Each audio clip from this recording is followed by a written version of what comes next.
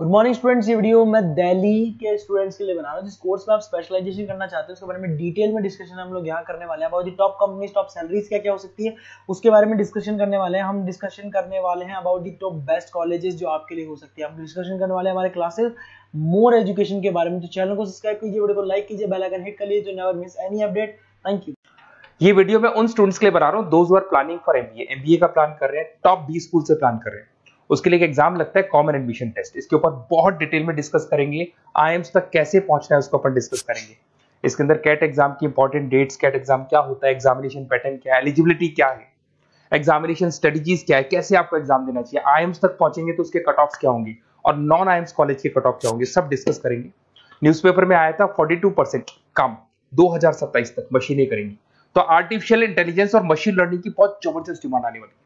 तो आप लोग एमबीए में जो स्पेशलाइजेशन चूज करेंगे, वर्ल्ड इकोनॉमिक फोरम भी ये बात बोल रहा है कि इसमें फास्टेस्ट ग्रोइंग जॉब जिसमें आपको big data specialist, fintech engineer, AIML software developer 2025 से लेकर 30 के बीच में इनकी डिमांड आएगी।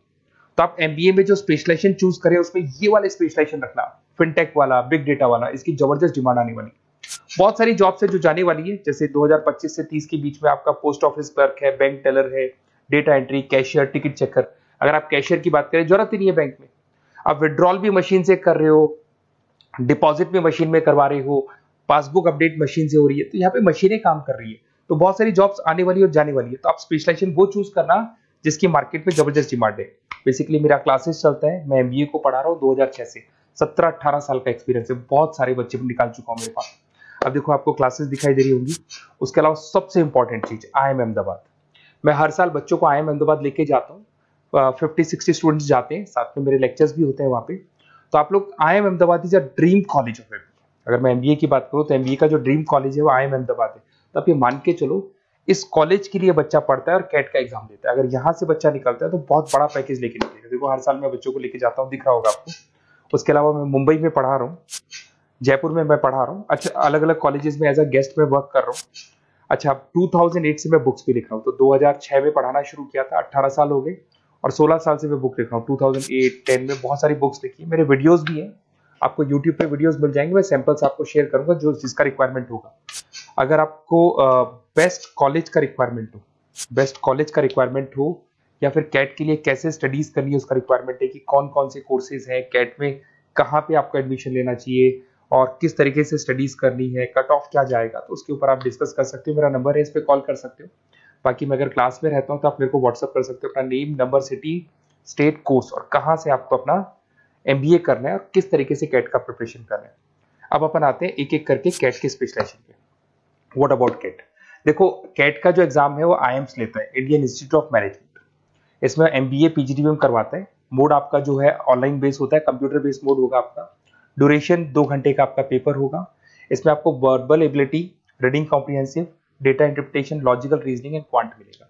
तो 3 सेक्शन में डिवाइडेड है पेपर। आपको हर सेक्शन में 40 मिनट्स मिलती है। 2 घंटे का आपका पेपर है, तो उसको कंप्लीट करना है। तो इसमें पढ़ना कैसे है, उसकी स्ट्रेटजीज क्या है, इसको अपन आगे डिस्कस करेंगे। देखो आपको इंपॉर्टेंट डेट्स दिखाई देंगी। नोटिफिकेशन इसका जुलाई 25 तक आ जाता है। उसका रजिस्ट्रेशन अगस्त में स्टार्ट होते हैं, सितंबर में आपका लास्ट डेट है, एडमिट कार्ड अक्टूबर में आता है, नवंबर में लास्ट संडे, जो लास्ट संडे होता है नवंबर का, उस दिन एग्जाम लगता है इसका, और जनवरी तक रिजल्ट आ जाता है। अब देखो इसमें बहुत सारी चीजें जो अपन डिस्कस करेंगे। टोटल इसमें 66 मार्क्स का पेपर होता है, वेरी भी करता है थोड़ा बहुत। 40 मिनट्स पर सेक्शन को मिलता है।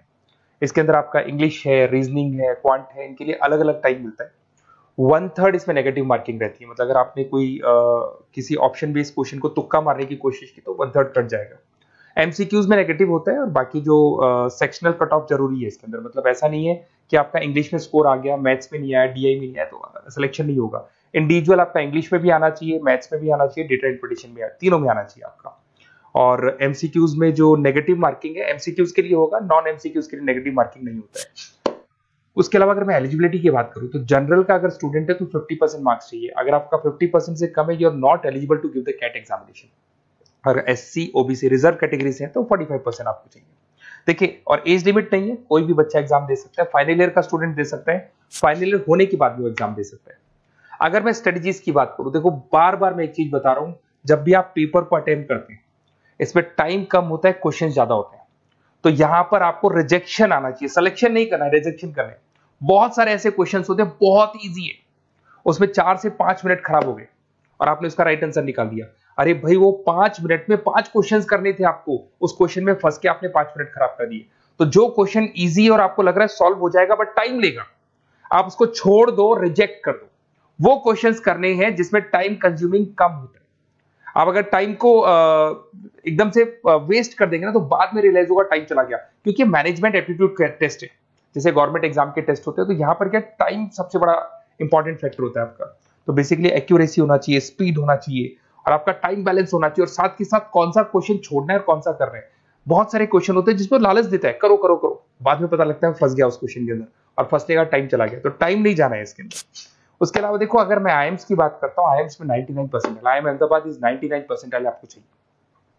उसके बाद में अगर मैं बात कर दूं, बेंगलोर 99, कोलकाता 99, लखनऊ में 97 to 98 चाहिए, इंदौर कोझीकोड में 95 to 97। तो परसेंटाइल तो मान के चलो, अगर आपको टॉप कॉलेज चाहिए ना तो 99 प्लस परसेंटाइल चाहिए आपको, ठीक है। उसके अलावा अगर अपन देखते हैं एफएमएस दिल्ली, नॉन एक्सेप्टेबल जो कैट का एग्जाम तो लेते हैं बट नॉन आईएम्स है, वो भी 99 मांगता है। एसपी जैन भी 85 to 95 मांगेगा।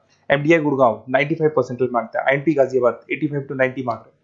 तो कॉलेजेस तो बहुत हैं, और ये मान के चलो आप 80 से लेके 99 के बीच में अगर आ जाते हो तो आपको टॉप 20 स्कूल्स मिल जाएंगे। अगर आईएम्स भी नहीं मिलता है तो उसके नीचे के स्कूल्स मिल जाएंगे। बाकी अगर इसको डिटेल में आपको डिस्कस करना है तो मेरा नंबर है, आप कॉल कर सकते हैं। अच्छा, उसके अलावा मेरा नंबर आपको दे दिया मैंने, अगर मैं कल क्लास में हूं या कॉलेज में और फोन नहीं उठाता तो व्हाट्सएप कर देना, अपन डिटेल में डिस्कस करेंगे सारी चीजें, और कहां से आपको कैट करना चाहिए, कौन सा इंस्टीट्यूट बेस्ट रहेगा वो भी मैं आपसे डिस्कस करूंगा, कौन से कॉलेज में आपको एडमिशन लेना चाहिए वो भी डिस्कस करेंगे, किस तरीके से आपको पढ़ाई करनी है, नोट्स कैसे मिलेंगे, वीडियोस कैसे मिलेंगे, सब डिस्कस करेंगे। Okay, best of luck for your CAT examinations. और कोई कॉलेज से रिलेटेड क्वेरी है तो वही आप मेरे को कॉल कर सकते हैं। Okay, best of luck.